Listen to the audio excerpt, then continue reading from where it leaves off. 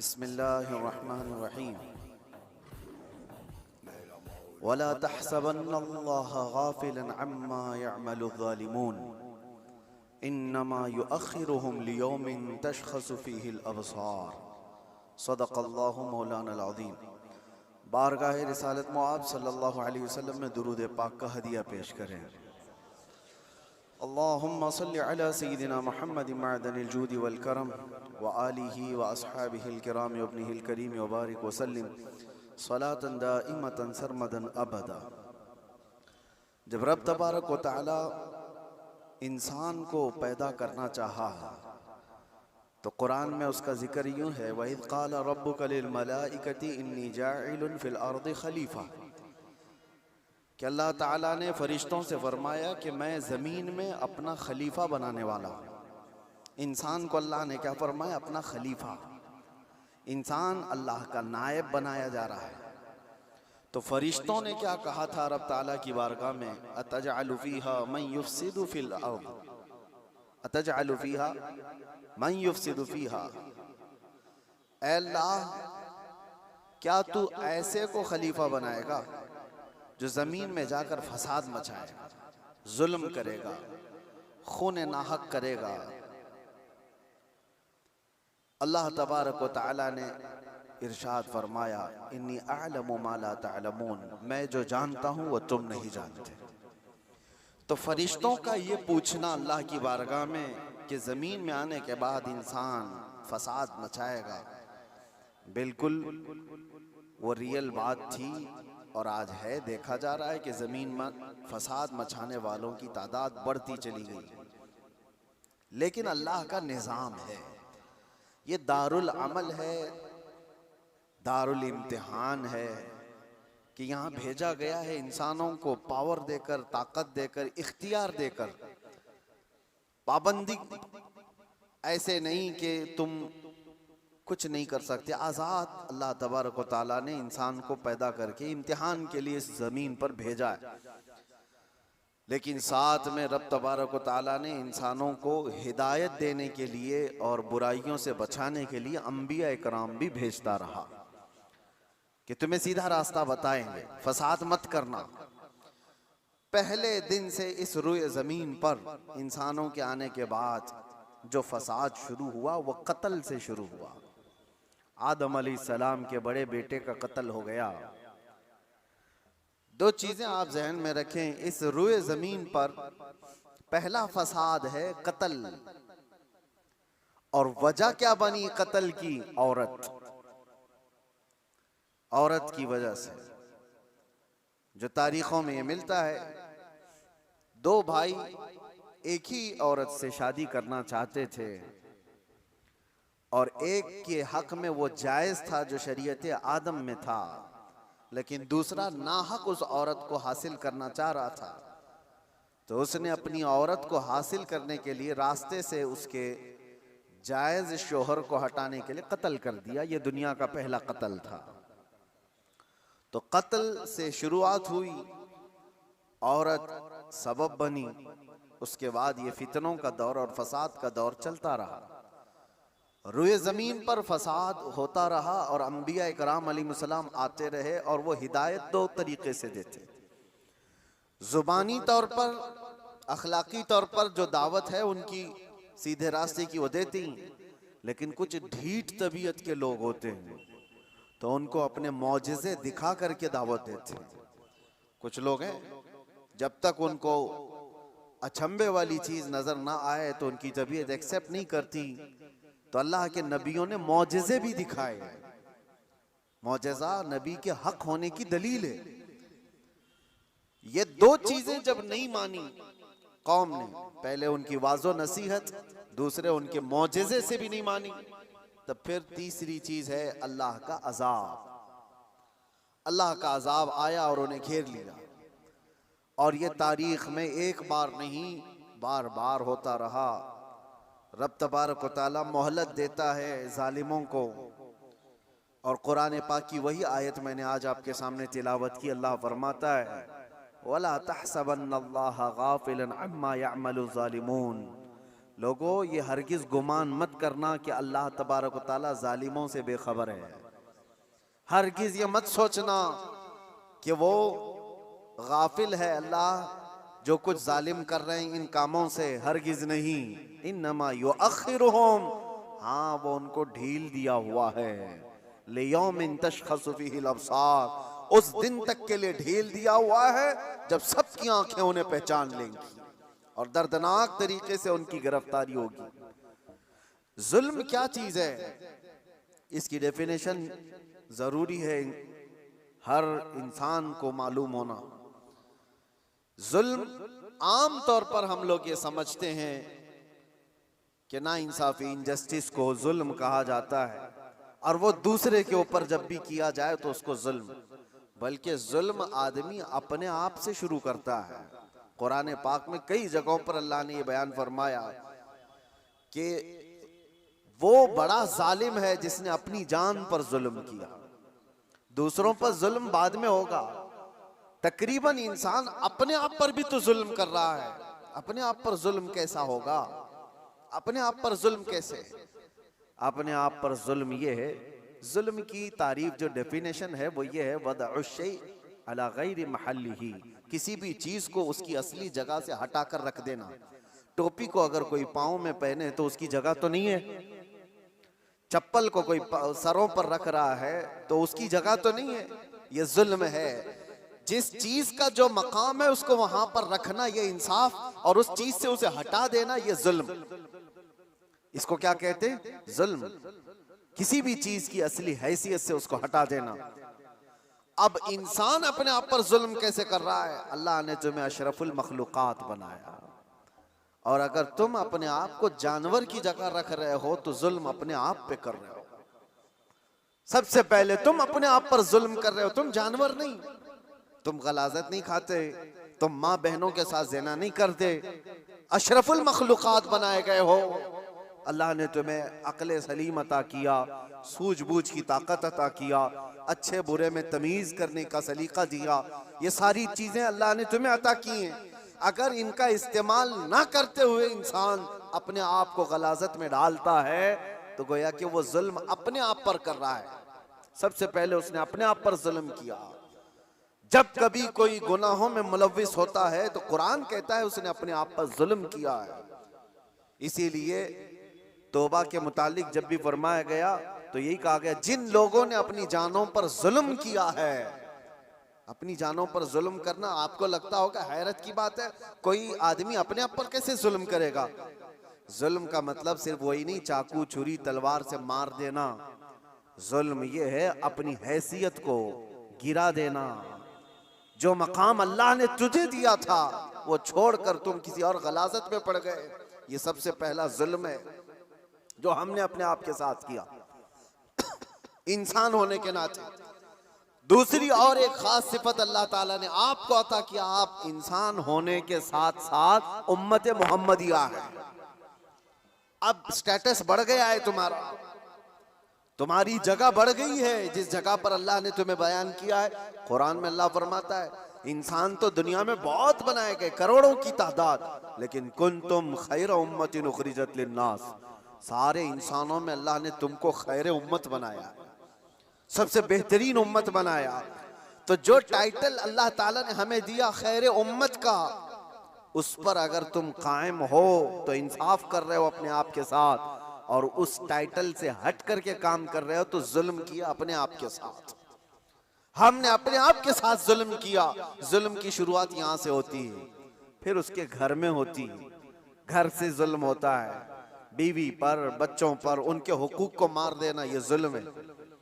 उनके हुकूक की तलफी बहनों, भाइयों, माँ बाप, औलाद, और उसके बाद फिर ये जुल्म बढ़ता हुआ पड़ोसियों तक जाता है, पड़ोसियों के साथ जुल्म, फिर उसके बाद मुआशरे में आता है जिसमें वो जी रहा है, मोहल्ले में, और फिर जैसे जैसे उसके मकामात बढ़ते चले गए उसके साथ साथ जुल्म की शाखें भी बढ़ती चली जाती हैं। जुल्म की हजार किस्में हैं, हजार किस्में हैं। मेरे अजीजों एक बात याद रखो, कुरान में अल्लाह ताला ने फरमाया इन्नहु ला युहिब्बुज़ ज़ालिमीन, अल्लाह ताला जालिमों को हरगिज पसंद नहीं करता। जो हद से ज्यादा बढ़ने वाले हैं वो अल्लाह को पसंद नहीं है। लेकिन लोगों ने जुल्म का कॉन्सेप्ट ये बना करके रखा है, सिर्फ मार धाड़ कत्ल करने वाला ही जालिम है। जालिम तो घर से भी शुरू हुआ है। घरों में हुकूक तलफी जिसने किया वो जालिम है। जिसने बीवी का हक मार लिया वो जालिम, जिसने माँ बाप का हक अदा नहीं किया वो जालिम, जिसने औलाद का हक अदा नहीं किया वो जालिम, जो अपने भाई बहनों का हक मार कर बैठा वो भी जालिम। ये जुल्म की कई शाखें हैं। और उसके बाद मेरे अजीजों, लोग जब अमली जिंदगी में आगे बढ़ते हैं तो जुल्म कहां कहां है मैं आपको बताऊं। जुल्म इंसान करता कब है? कमजोर आदमी जालिम तो नहीं होता, ये तो सबको पता है, सारे लोग देखते हैं। अगर मिसाल के तौर पर मैं आपको बताऊं, किसी जुर्म में अंधा, लूला, लंगड़ा ऐसा आदमी, लूला भी है, लंगड़ा भी है, कुछ नहीं, पैर भी नहीं, हाथ भी नहीं, आंख भी नहीं, ऐसे शख्स को कोई पकड़ करके लाए और कहे कि इसने फलां के साथ बहुत जुल्म किया है, मार धाड़ किया है, तो दुनिया हंसेगी कि वो माजूर है, वो क्या कर सकता है। ये तो बात सही है। कमजोर आदमी जुल्म नहीं कर पाता क्योंकि उसके पास वो नहीं है। इसका अपोजिट ये निकलता है कि ताकत जैसी ही आती है इंसान वैसी जुल्म शुरू करता है। ताकत, और ताकत कई किस्म की है। जिस्म की भी ताकत है, माल की भी ताकत है, पावर की भी ताकत है, मनसब की भी ताकत है। और ये तीनों ताकतें जब किसी के ऊपर चढ़ जाती हैं तो फिरौन बनता है। ये तीनों ताकतें जानते हो आप, फिरौन तन्हा 1000 लोगों से लड़ सकता था और ताकत उसकी जिस्मानी ऐसी थी कि 90 साल तक उसको बुखार भी नहीं आया, कभी सर्दी बुखार भी नहीं, कभी बीमार नहीं हुआ। ये जिस्मानी ताकत थी। माल की ताकत तो ऐसी कि आधी दुनिया के खजाने उसके थे। और पावर की ताकत ऐसी कि बादशाह आजम बना बैठा था, लोग तो उसके सामने झुकते थे। जब तीन चीजें ऐसी साथ मिल जाती हैं तो फिरौन बनने की कोशिश करता है हर आदमी। आज के दौर में भी मेरे अजीजों, ये तीन चीजें बड़ी आजमाइश के साथ आती हैं कि जुल्म से अपने आप को बचाओ। माजूर आदमी क्या जुल्म करेगा, उसके लिए वो इम्तिहान नहीं है। जो बिस्तर पर पड़ा हुआ है, जिसकी ना जिस्मानी ताकत है, ना माली पैसी ताकत है और ना पावर उसके पास है, ऐसा आदमी क्या जुल्म करेगा? जुल्म वो करता है जिसके पास ताकत हो, और ताकत वाले के साथ इम्तिहान भी ज्यादा है। अजीजा ने गिरामी वक़ार, आज हम देख रहे हैं ताकत तीन किस्म की मैंने बताया। सबसे पहले मैं शुरुआत करता हूं जिस्मानी ताकत।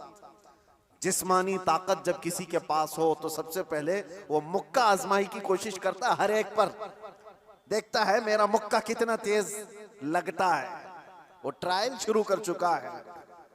बॉडी बनाने के साथ ही उसको चाहिए ये कि किसी पर एक थप्पड़ लगा करके देख लूं कितना तेज लगता है।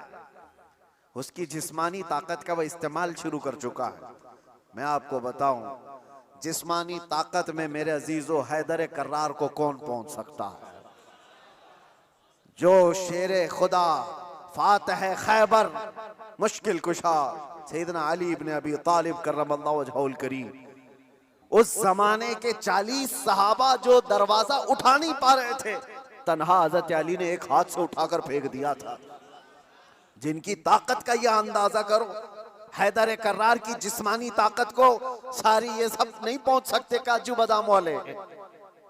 लेकिन एक जंग के मौके पर मौला अली शेर खुदा रदी अल्लाह तआला अन्हु लड़ रहे हैं और सामने जो मुकाबिल में पहलवान था, अचानक उसको ऐसा पछाड़ दिया कि उसके सीने पर चढ़कर खड़े हो गए। अब हैदर कर्रार के शिकंजे में जो आ जाए, अरे वो शेर नर है जिनकी मां ने ही नाम हैदर रखा हो। जैसे ही वो पंजे में आया, क्या करता, कसमसाया, फड़फड़ाया, लेकिन उसने एक काम क्या किया, आपके मुंह पर थूक दिया। थूक दिया। जाहिर सी बात है, लास्ट मोमेंट पे आदमी ये कोशिश करता है कि मैं मर ही रहा हूं तो सामने वाले को कुछ करके चला जाऊं। उसने थूक दिया। ऐसी मोमेंट पर ताकतवर का गुस्सा डबल हो जाता है। मैं पहले एक बार में मारने वाला था, अब 4 बार में मारूंगा। तूने किया कैसे मेरे साथ? किसी को तुम एक मार रहे थे लेकिन उसने माँ की गाली दे दी, अब 4 और लगाओगे, क्योंकि गुस्सा बढ़ गया है, गुस्सा और तिल मिलाया है तुम्हारा। हजरत अली के साथ ये हुआ, उनके सामने जो मगलूब था उसने थूक दिया। होना ये चाहिए था कि आप तड़पा तड़पा के उसको मारें। जिसके चेहरे को देखना रसूलुल्लाह ने इबादत कहा, उस चेहरे पर अगर कोई थूके तो उसको तो तड़पा के मार देते। हजरत अली छोड़कर खड़े हो गए, उसको छोड़ दिया, मारने का था छोड़ दिया, खड़े हो गए, कहा जा। उसने ताज्जुब से पूछा कि मैं तो मरने ही वाला था इसलिए थूक दिया, और तुमने छोड़ क्यों दिया? मौला अली करमल्लाहु वजहुल करीम का जवाब सुनो ताकत वाले। आप फरमाते हैं अल्लाह ने मुझे जो जिस्मानी ताकत दी है वो मैं खालिस अल्लाह की रजा के लिए इस्तेमाल करता हूं। जब तूने थूक दिया तो मेरा नफ्स शामिल हो गया। अब अगर मैं मारता तुझे तो बात ये होती कि तेरे थूक के बदले में मैंने मारा है। मैं तुझे मुझ पर थूकने के बदले नहीं मार रहा था, तो अल्लाह और उसके रसूल का दुश्मन है इसलिए मार रहा था, और ये नफ्स शामिल हो गया इसलिए मैंने छोड़ दिया। ताकत का इस्तेमाल ऐसे वक्त में कोई करके दिखाए। मेरे अजीजों, आज तो हाल ये किसी को क्रिटिसाइज नहीं कर सकते। अभी कुत्ता बोल दो तो क्या करते हैं हम, तो जाके आए ना, इनको कहा नाम लेकर कुछ नहीं, उसके बावजूद भी एक बड़ी आजमाइश से गुजर करके आए। बर्दाश्त की ताकत नहीं है। मौला अली करमल्लाहु वजहुल करीम को उनके सामने दुश्मन मगलूब ने थूक दिया, तब छोड़ दिया आपने। कहा मैं अपने नफ्स के लिए नहीं लड़ता, अपने नफ्स के लिए नहीं। और आज जो कुछ भी पावर का इस्तेमाल है, ताकत का इस्तेमाल है, वो सिर्फ और सिर्फ नफ्स के लिए है। आज नफ्स के लिए। ये एक मिसाल मैंने आपको बताया, जिस्म का गलत इस्तेमाल करने वाले लोग। और क्या समझते हो तुम्हारी ताकत क्या ये हमेशा की है? चंद दिन का इंतजार करो, दांत टूट जाएंगे, कमर झुक जाएगी, और उसके बाद आज़ाद जवाब देने लगेंगे। जिन हाथों से तुमने मुक्का आजमाई की थी, चंद दिनों के बाद वो हालत होने वाली है कि हाथ से तुम्हारे गिलास भी नहीं पकड़ा जाएगा। रोटियां तुम्हारे हलक तक डालने के लिए हाथ कपकपा रहे होंगे। हमने बड़े बड़े पहलवानों को बिस्तर पर पांव रगड़ रगड़ कर मरते हुए देखा है। ये जिस्मानी ताकत फानी है, खत्म होने वाली है। और समझ लो कि तुम्हें बुढ़ापा नहीं आया, कमजोरी नहीं आई, बीमारी नहीं आई, तब तो मौत तो आनी है, चाहे जवानी में आए।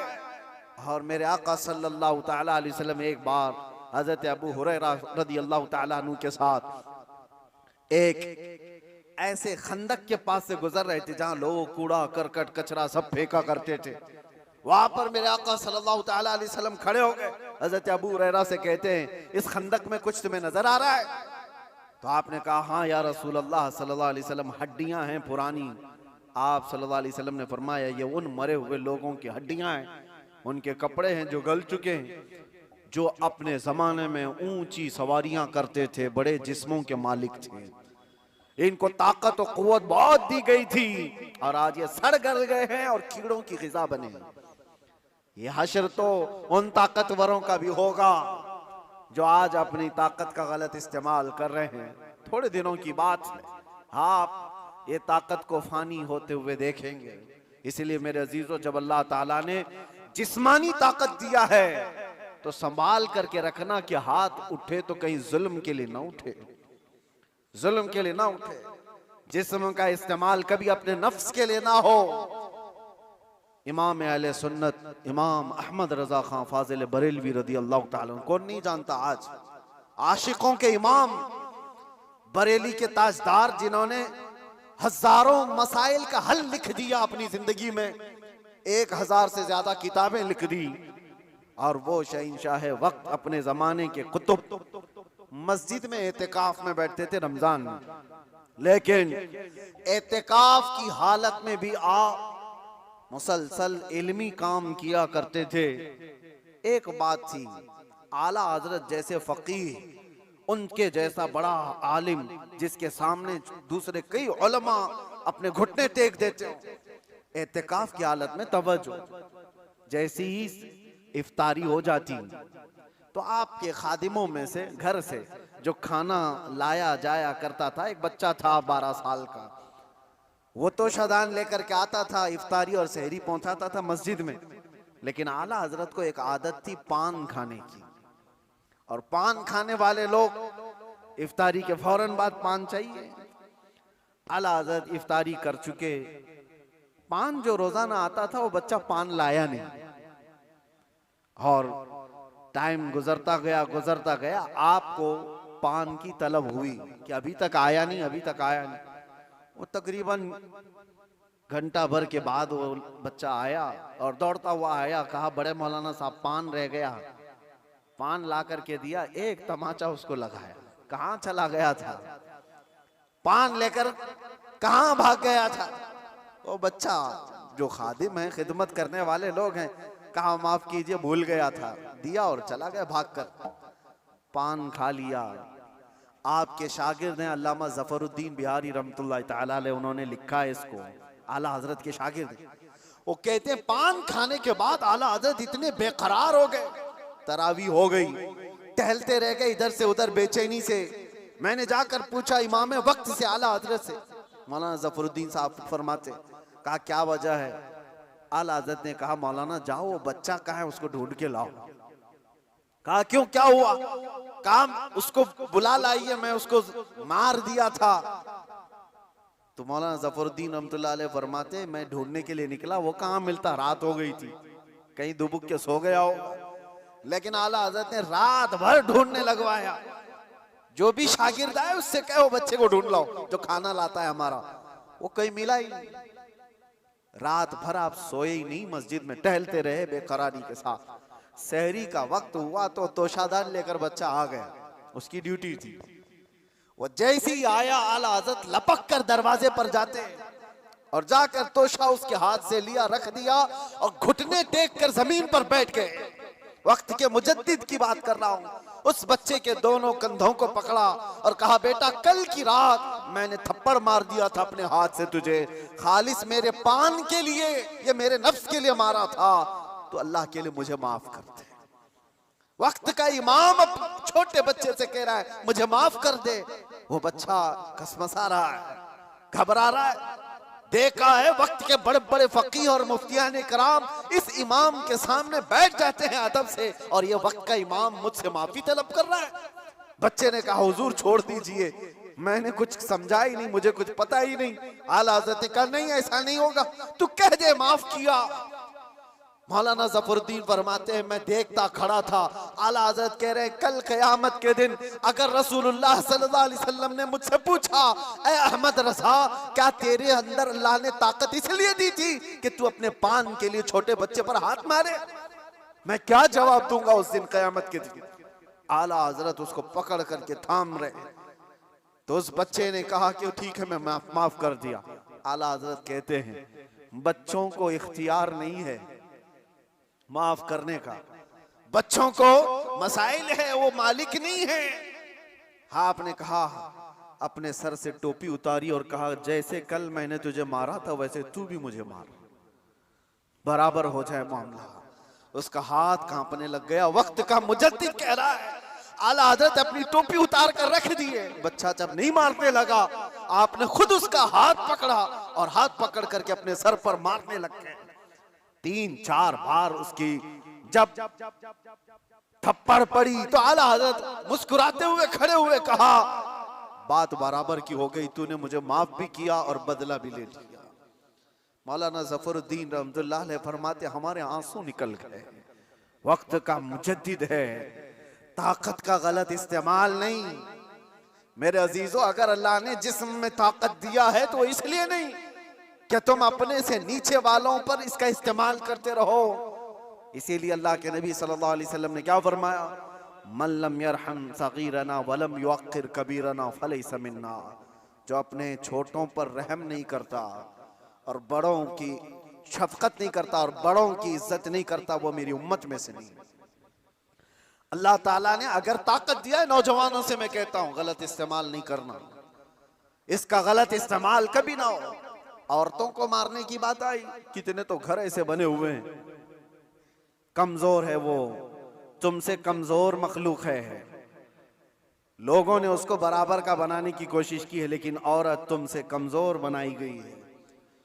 उसको मारने का हुक्म कहीं पर भी नहीं दिया गया, कहीं पर भी नहीं, किसी भी तरह से। लोग आज अपनी ताकत का भरपूर इस्तेमाल इनके साथ करते हैं, औरतों के साथ। बहुत सख्त जवाब देना होगा मेरे अजीज। औरत तो औरत है, मखलूक भी है अल्लाह ताला की, लेकिन साथ में उम्मत मोहम्मदिया है। इसका जवाब तो बहुत है। हदीस में तो ये मिलता है, जानवरों को जिसने मारा बिला वजह के, कयामत के दिन वो जानवर उठाए जाएंगे और वो आएंगे, मुकद्दमा करेंगे अल्लाह की बारगाह में कि अल्लाह इसने मुझे फलां वक्त बगैर किसी वजह के मारा था। रब ताला उस जानवर को सींग अता करेगा और कहेगा कि तू इतना मार ले इसको यहाँ पर, और वहां सख्ती के साथ वो जानवर इस जालिम को मार रहे होंगे। अहले महशर उसको देख रहे हैं। जानवरों के साथ जुल्म को इस्लाम ने जायज नहीं किया। घरों में अपने औरतों के साथ कौन जुल्म की इजाजत देगा? ये हुई डोमेस्टिक वायलेंस जिसको कहा गया है। मैंने अंदर कैद में देखा कितने ऐसे कैदी औरतों को जला करके अंदर आए हुए हैं, छोटी छोटी बातों पर, जहेज के नाम पर, दो खानदानों के झगड़ों पर औरतों को जला दिया, मार दिया, खत्म कर दिया। ऐसे कितने वाक़यात। इंसान को जब ताकत ज्यादा आ जाए तो वो जुल्म के रास्ते पर आ जाता है। यहां अपने आप को कंट्रोल करना मेरे अजीजों, ये वक्त का बहुत बड़ा चैलेंज है तुम्हारे साथ। ये हुई जिस्मानी ताकत, और जब माल आ जाए, अल्लाह अकबर, ये बड़ी आजमाइश है, ये बड़ी आजमाइश है। चर्बी ज्यादा उस वक्त आती है जब माल ज्यादा आता है। जिस्मानी ताकत तो चले, आदमी अपने आप को कंट्रोल कर लेगा, रोक लेगा, लेकिन माल की चर्बी ये बड़ी खतरनाक है। ये तो गरीबों का मजाक उड़ाती है सबसे पहले, दीन को हल्का समझती है सबसे पहले। ये मौलाना लोग, ये हमारी कैटेगरी के नहीं है। या उलमा, ये तो कमतर लोग हैं, यतीम लोग हैं, लावारिस लोग हैं। मालदार सबसे पहले दीन का मजाक उड़ाने लग जाता है। इसीलिए माल आए तो हमेशा दुआ ये करना कि अल्लाह माल के साथ उस्मान गनी की सखावत अता कर दे। माल आए तो अब्दुर्रहमान बिन औफ की अखलाक व किरदार के साथ आए, वरना कारून के पास भी था, शद्दाद के पास भी था, हामान के पास भी था, माल बहुत था उनके पास, लेकिन उनके माल ने उनको तबाह बर्बाद कर दिया। आज भी जिसके पास माल आया, पैसा आया, वो ये सोचता है रातों रात सब कुछ मैं अपना बना लूं, अपना खरीद लूं। अच्छा, एक बात और भी मैं बता दूं, जिन 3 चीजों की बात मैंने कहा जो इंसान को जुल्म के रास्ते पर लाती है, पहले उसकी जिस्मानी ताकत, दूसरे दौलत, तीसरे पावर, ओहदा, ये तीनों ऐसी चीजें हैं जो परमानेंट रहने वाली है ही नहीं। परमानेंट रहने वाली तीनों में से कोई चीज नहीं है। हाँ, इतना है कि जिस्मानी ताकत को जाने में टाइम लग सकता है, थोड़े टाइम बाद जाएगी, लेकिन वो भी पक्का नहीं। किसी हादसे में गिर गया, वो सारी जिस्मानी ताकत भस्म हो जाएगी। लकवा मार गया तो बड़ा सा बड़ा पहलवान बिस्तर पर आ गया, कुछ नहीं होने वाला है। मैंने सऊदी में देखा है, बहुत हट्टे खट्टे आदमी को, कोमा में है बेचारा, अब तो गल गया, लेकिन जिस वक्त कोमा में आ गया तो सिर्फ एक अटैक कुछ हुआ, कोमा में चला गया, जिस्म पूरा गल गया, खत्म हो गया। तो जिसको अपने जिस्म पर बहुत ताकत था वो अचानक भी जा सकता है, लेकिन नॉर्मली देखा गया है कि जाने में टाइम लगता है। जिस्मानी ताकत, माल का कोई भरोसा नहीं। लोग ये कहते इतना हमारे पास है कि 7 पुश्तें खाएंगी। हमने उस घर को भी देखा, उसका खुद बेटा 10-10 रुपए की भीख मांगता है। जिसने ये कहा था कि इतना मेरे पास है कि 7 पुश्तें खा सकती हैं, उसका सगा बेटा आज 10 रुपए मांगता है। ये माल को जाने में ज्यादा वक्त नहीं। तीसरा पावर और मनसब। जो लोग आज बैठे हुए हैं उनको लगता है कि सब कुछ हम अपनी कुर्सी से कर लेंगे। तुम्हारी कुर्सी को हिलने में देर नहीं लगता। तुम्हारा जुल्म जो है ये दीमक है जो इस कुर्सी को खाकर खत्म कर देगा। जुल्म कुर्सी पर बैठा हुआ आदमी जब करता है, माल वाला और कुर्सी वाला दोनों, ये वक्त के साथ ऐसे तेज बहते हैं कि उनको अंदाजा ही नहीं होता। उन्हें पता नहीं उनके जुल्म के शिकार मजलूमीन की आहें अल्लाह तक जा रही हैं। रब तबारक व तआला कुरान में फरमाता है कि अल्लाह तबारक व तआला इनके कामों से बेखबर नहीं। जो लोग पीड़ित हैं, जुल्म से निशाना बने हुए हैं, तो क्या इनको इंसाफ नहीं मिलेगा? दुनिया की अदालतें इंसाफ ना दें, अल्लाह की अदालत तो है जो इंसाफ अता करे। जालिम दुनिया में भी भुगतेगा और आखिरत में उसका दर्दनाक अंजाम है, दर्दनाक अंजाम है। फिरौन के साथ क्या हुआ, नमरूद के साथ क्या हुआ? अरे एक मच्छर से हिलाक हो गए। फिरौन पानी में गर्क कर तबाह हो गया, गर्क होकर तबाह हो गया। अबू जहल को 2 छोटे बच्चों ने मार के गिरा दिया। जो ताकत और माल का नशा था जिसको, आज हालात ऐसे मेरे अजीजों, ये 2 तरह का जुल्म बहुत बढ़ गया है, माल का और पावर का। आज जो पूरी इंटरनेशनल न्यूज घूम रही है अमेरिका की दादागिरी, कोई बोलने वाला है इस पर? वो किसी भी मुल्क के राष्ट्रपति को उठा करके ले जाए, किसी को कुछ नहीं। हालांकि नई बात नहीं है, नई बात नहीं। पावर है ना, ताकत है, नशा है, वो कुछ भी कर सकता है। ये पहली बार नहीं, ऐसे कई मुल्कों के साथ हुआ है। दूसरे मुल्कों में जाकर के बम गिरा देना, दूसरे मुल्कों के चुनी हुई सरकारों को गिरा देना, ये पहली बार है। जो आज सोशल मीडिया पर गर्दिश कर रही है बातें, वेनेजुएला के साथ ऐसा हुआ वैसा हुआ।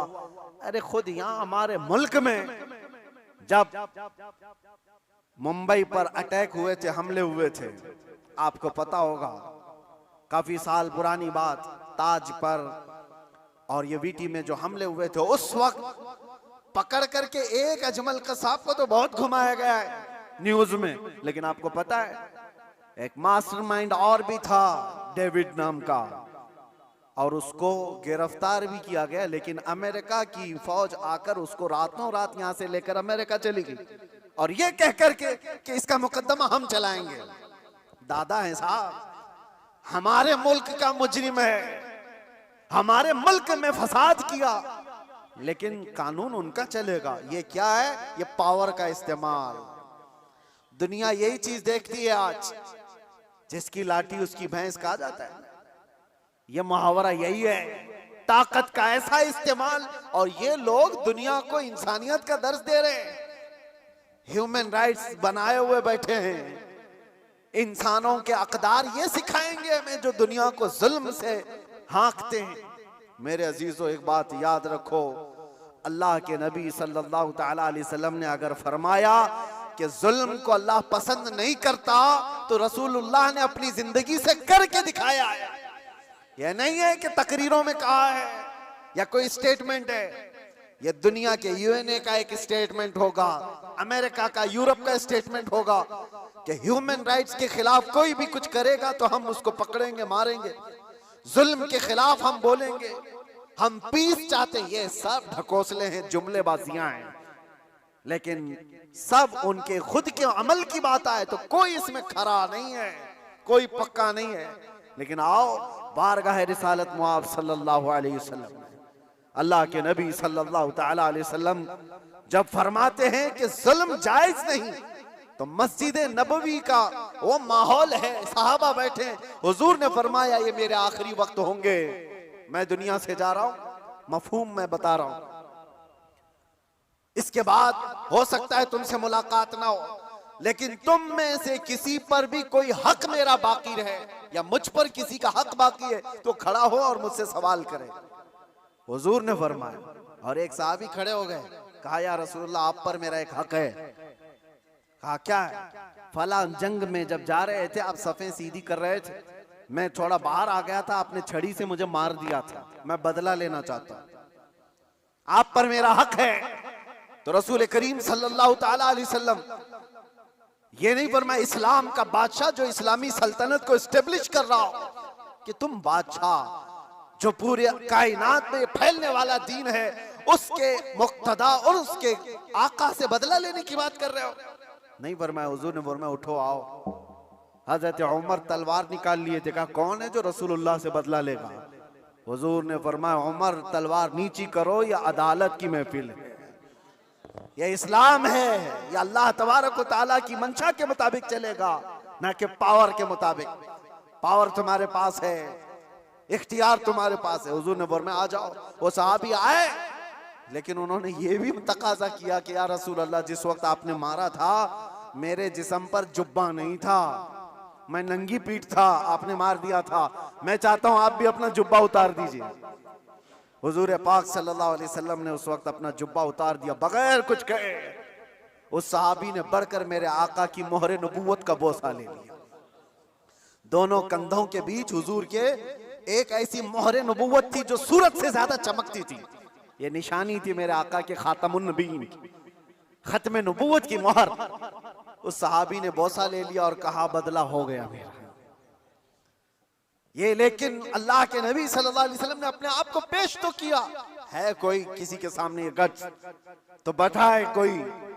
अरे आज का कोई भी नेता खड़ा होकर के कह दे किसी पर कोई हक बाकी है तो पूरे घर निकल आएंगे। हाँ, सबका तो खा के बैठा हुआ है छोटी छोटी चीजों के लिए।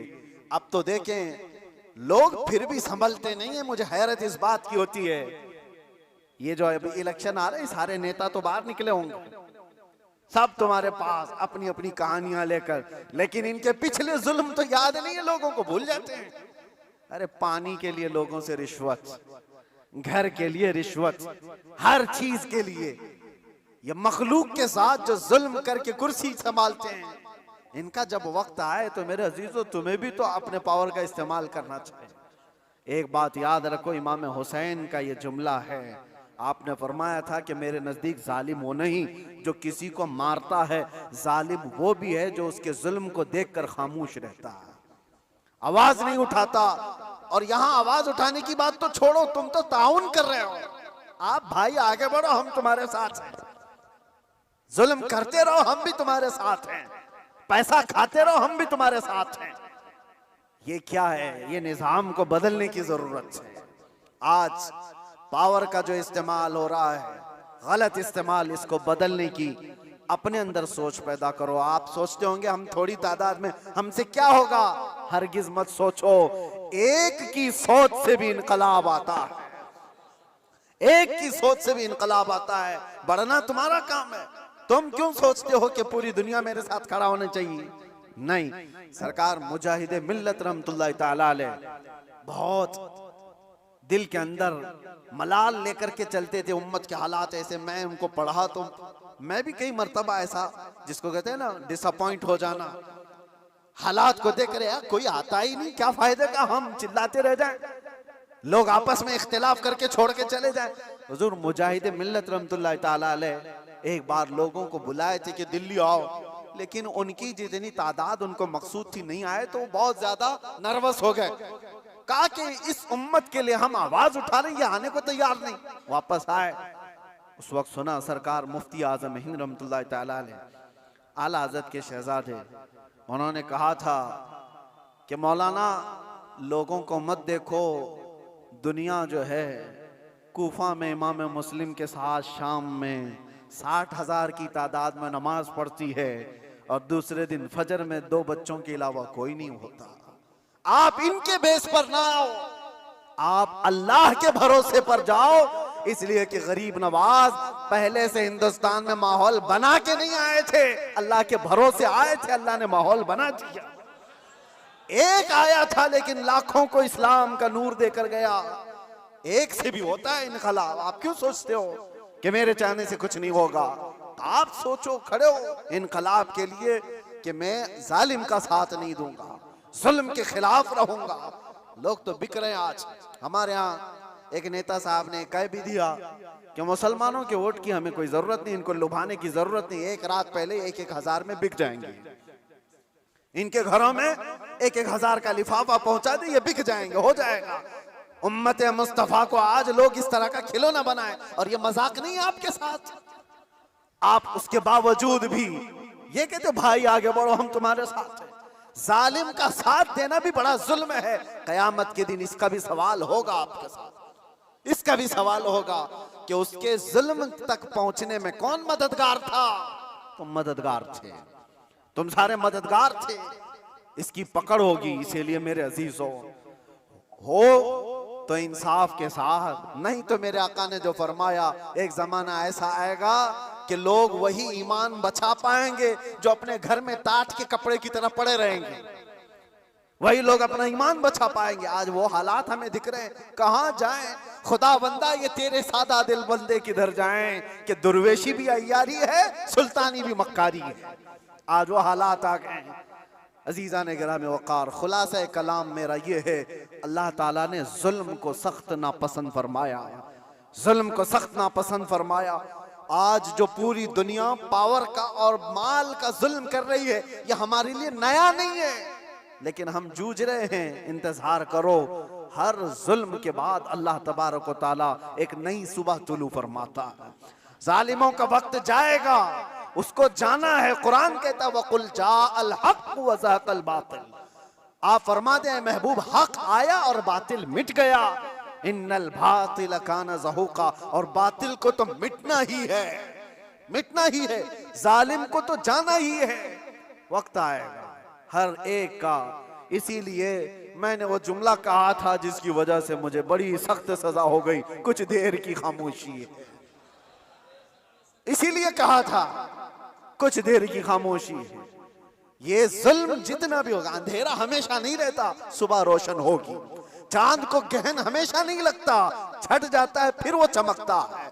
ये उम्मत मोहम्मदिया है, आज खिजा रसीदा है, हालात खराब हुए हैं, लेकिन ये हमेशा के नहीं है।